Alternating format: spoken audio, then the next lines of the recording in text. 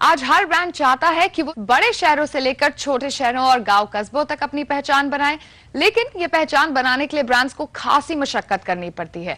Local consumers के हिसाब से ब्रांड को अपनी भाषा से लेकर अपनी शक्ल तक सभी कुछ बदलना पड़ता है। तो क्या है फॉर्मूला ब्रांड को लोकलाइज करने का और कितने कामयाब हुए हैं ब्रांड्स ऐसा करने में? देखते हैं एक खास रिपोर्ट। अमेरिकी ब्रांड कोका कोला कई साल पहले जब चाइना पहुंचा तो उसने अपना रंग रूप कुछ इस तरह से बदला, वहां के लोगों के दिलों से जुड़ने के लिए। चाइना में इस तरह से एक ब्रांड का लोगों से जुड़ पाना आसान था, लेकिन भारत में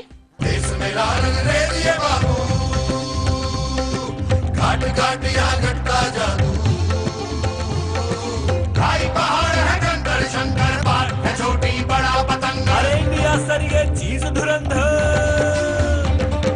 रंग रंगीला बन जाता अंदर। यहाँ हर प्रदेश की अपनी बोली, अपना कल्चर है और एक ब्रांड के लिए लोकलाइजेशन एक बड़ा चैलेंज है।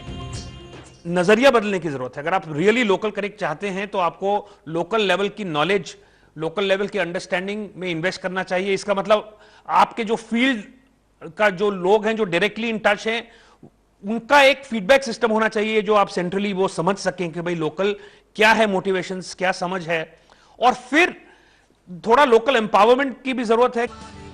कोक एक बहुत उम्दा उदाहरण है ब्रांड के लोकलाइजेशन का। ब्रांड की स्ट्रैटेजी से साफ दिखता है कि जहां वो लोगों से खुशियां बांटने को कहकर जुड़ने की कोशिश कर रही है, वहीं उसका फोकस छोटे शहर, गांव और कस्बे भी है, जिनके लिए वो अलग तरह की मार्केटिंग, यहाँ तक कि ड्रिंक्स भी निकाल रहे हैं।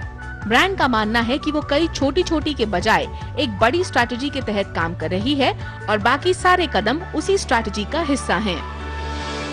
If brands have to live forever, उनमें जो वैल्यूज और जो हम कम्युनिकेट कर रहे हैं या कंज्यूमर के साथ हम एक रिश्ता बनाते हैं, उसका एक बहुत ही जैसे फ्यूचरिस्टिक व्यू मार्केटियर को रखना बहुत ज़रूरी है।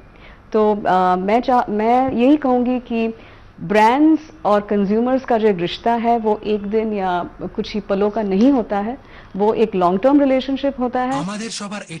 लोकलाइजेशन की शुरुआत ब्रांड्स अक्सर लोकल भाषा में विज्ञापन को